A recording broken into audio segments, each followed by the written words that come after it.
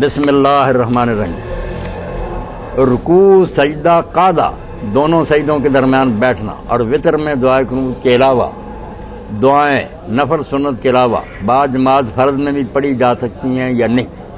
پہلا سوال کہ نماز کے سارے حصوں میں جو دعائیں پڑھی جاتی ہیں ان کے علاوہ بھی دعائیں پڑھ سکتا ہے، اور آیا فرض میں اور نفلوں میں کوئی فرق ہے؟ فرضوں میں نہیں پڑھ سکتا، نفلوں میں یہ ہے۔ اس میں جو یہ بات لکھی نا قعدہ دونوں سجدوں کے درمیان بیٹھنا، یہ نہیں کی، کیونکہ دونوں سجدوں کے درمیان بیٹھنا جو ہے نا اس کو جلسہ کہتے ہیں۔ یہ قعدہ جو ہے نا اتحیات کے لیے جو بیٹھتے ہیں نا دوسری رکعت پر یا آخری پر، اتحیات کے لیے بیٹھنا یہ قعدہ کہلاتا ہے، اور دو سجدوں کے درمیان جو تھوڑا سا بیٹھتے ہیں وہ جلسہ، اور جو تھوڑا سا محض حدیث یا شافی لوگ بیٹھ کر اٹھتے ہیں پہلی اور تیسری رکعت، وہ جلسہ ہے استراحت، ہاں لفظ درست کرنا۔ اب اس بارے میں آپ سمجھ لیں کہ نماز کے کسی حصہ میں بھی جون سی دعا چاہیں آپ روک کر کریں نا، اس سے نماز کا کچھ نہیں بگڑتا، نماز میں جان پیدا ہوتی ہے۔ نماز ہے ہی وہ جس میں آدمی اپنے رب سے مانگتا ہے۔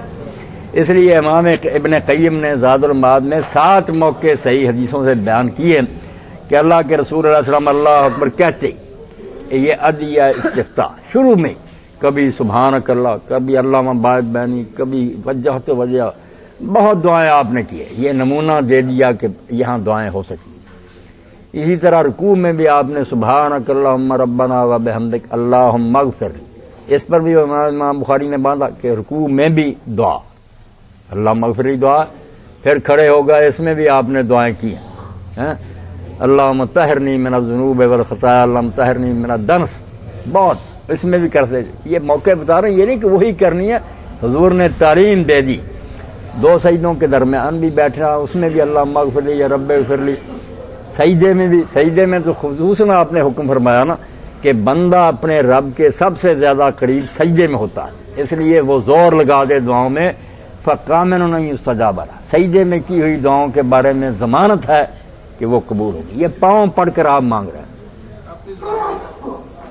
پہلے ایک بات ختم، تشہد میں بھی پڑھ سکتے ہیں، قنوت میں بھی پڑھ سکتے، 7 موقع ہو گئے جہاں آدمی دعائیں کر سکتا ہے۔ اب رہ گئی بات فرض اور نفل کی، کوئی فرق نہیں، فرضوں میں آپ دعائیں کریں، نفلوں میں کریں، یہ فرق اپنی طرف سے بنایا ہوا ہے۔ مولانا محمد منظور نعمانی رحمۃ اللہ علیہ حنفی تھے، انہوں نے بھی معرف الحدیث میں کہا یار فرق کہیں ملتا نہیں، حضور نے فرضوں میں بھی دعائیں مانگی، اس لیے فرضوں میں مانگیں، نفلوں میں مانگیں، سنتوں میں مانگیں، جو جی چاہے مانگیں، جتنی جی چاہے، قرآن کی ہوں یا آپ کو اپنی یاد ہوں۔ اب تیسری بات رہ گئی کہ اگر آپ اپنی زبان میں بھی کرنا چاہیں تو لکھ لے کریں، پنجابی میں، اردو میں، فارسی میں، نظم میں، نثر میں، قنوت میں بھی، سجدوں میں، جو جی چاہے دعا کریں، بالکل جائز۔ امام ابن حزم جیسا ظاہری جو ذرا قیاس کو نہیں مانتا، انہوں نے بھی المرام میں دیکھا کہ کس آیت حدیث میں ہے کہ نمازی اپنی زبان میں دعا نہ کرے؟ یہ پابندی کہیں ہے کہ زبان عربی میں پڑھے؟ صرف قرآن کے لیے پابندی ہے کہ سورہ فاتحہ اور جو سورت ہے اس کے ساتھ، اس کو اگر ہم ٹرانسلیٹ کر لیں ترجمہ تو پھر وہ اللہ کا کلام نہیں رہے گا، جتنا اچھا ترجمہ ہو نہیں بندے کا کلام، یہ عربی مبین میں پڑے گی، عربی میں۔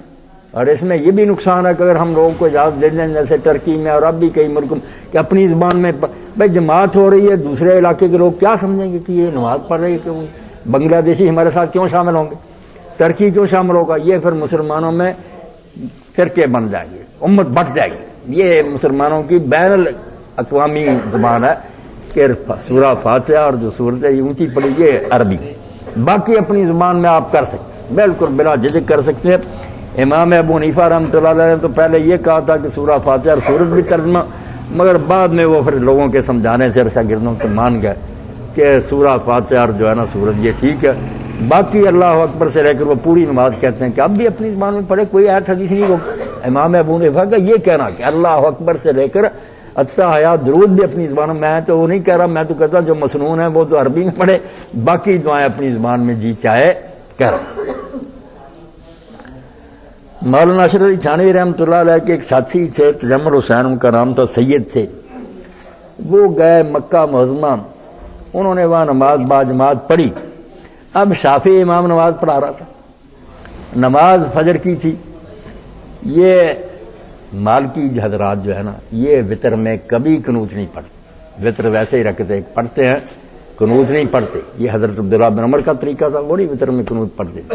اور حضور سے بھی اس کا ثبوت بہت کمزور ہے, تھوڑا, کوئی پکا نہیں. اس لیے واجب کیا نہیں, لوگ پڑھتے چھوٹ گئی سجدہ صاحب کرے, سجدہ صاحب کیا چھوڑنی چاہیے, کبھی کبھی پڑھے نہیں. فجر میں قنوت جو ہے وہ مالکی ہے, روزانہ پڑھتے ہیں, اور رکوع سے پہلے پڑھتے ہیں, شافعی رکوع کے بعد پڑھتے ہیں. اس میں وہ پکے ہیں, سال بھر دعائیں ہوتی ہیں. تو امام پھر لمبی دعائیں کرتا ہے, جیسے امام کعبہ رمضان میں کرتے ہیں نا, اس طرح لمبی ہر چیز کی کرتے ہیں. تو یہ سید تجمل حسین بھی ان کے پیچھے سے, یہ حنفی تھے. اب ان کو یہ اس وقت نشہ ہو گیا, یہ عربی تو ان کی نہیں, اس میں نہیں ملے, اپنا ایک شعر پڑھتے رہے, روتے رہے اور پڑھتے رہے. اور انہوں نے آ کر بتایا کہ جو مزہ اس نماز میں آیا نا, پوری زندگی مجھے کبھی نہیں.